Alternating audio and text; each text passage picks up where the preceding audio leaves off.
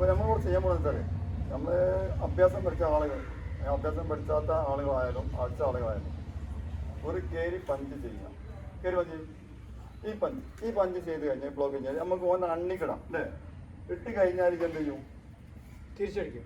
അത് മാറ്റം ചെല്ലോ അവിടെ കിടക്കുകയോ ഉണ്ടെങ്കിൽ തിരിച്ചടി ഉറപ്പല്ലേ? അതെന്ത് ചെയ്യാം? പഞ്ച് ചെയ്യുമ്പോൾ ഈ ഇത്ര കേട്ടോ, ഇത് ഒരു പ്രശ്നമില്ല. ഇത് എനിക്കും ഇല്ല, എനിക്കും പ്രശ്നമില്ല.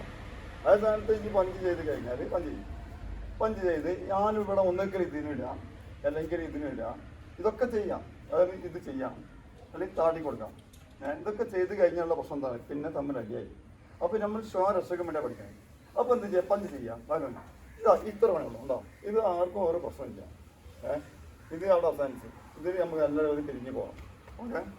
പിന്നെ രണ്ടാമത്തെ നമ്മൾ കവുത്ത് പിടിച്ച് കഴിഞ്ഞാൽ ഇത് പിടിച്ച് കഴിഞ്ഞാൽ ഈ കവുത്ത് പിടിച്ച് കഴിഞ്ഞാൽ ഇടിച്ചൂടെ? വിടും. ഇടിക്കുക, മുട്ട് കയറ്റാം, ഒക്കെ ചെയ്യാം. അപ്പോൾ അതൊന്നും പ്രശ്നമില്ല.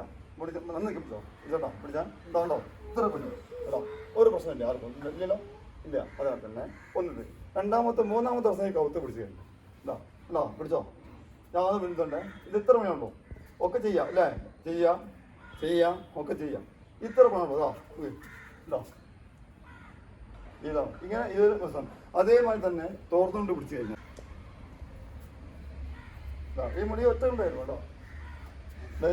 ഒറ്റ ഒരാളിങ്ങനെ പിടിച്ച് കഴിഞ്ഞാൽ പിടിച്ചോ ഉണ്ടോ? ഇത് പിടിച്ച് കഴിഞ്ഞാൽ ഇത്രയുള്ളൂ. ഒക്കെ ചെയ്യാം. ഇടിക്കുക ഉണ്ടോ? അപ്പോൾ അതാണ് നമ്മളൊരു അഭ്യാസം പഠിച്ചു കഴിഞ്ഞാൽ തമ്മിൽ അടി ഉണ്ടാക്കുന്നത്. രക്ഷയ്ക്കും വേണ്ടി നമ്മൾ കഴിച്ചതാക്കുക, തമ്മിൽ ഏറ്റുമുട്ടലില്ലാതാക്കുക, അതിന് നമ്മൾ തിരിച്ചു കഴിയും. അതാണ് ഇന്നത്തെ ക്ലാസ്. അടുത്ത ലെസണിൽ നമ്മൾ കാണാം.